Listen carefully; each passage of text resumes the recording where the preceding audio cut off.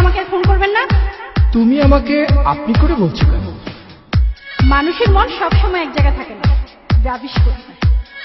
মাইয়া মানুষের মন আজকাল শেয়ার বাজারের মতো উঠানামা করে। হ্যাঁ, হ্যালো ডার্লিং, কেমন আছো তুমি?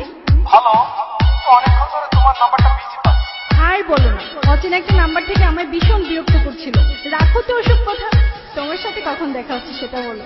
ভীষণ মিস করছি তোমায়।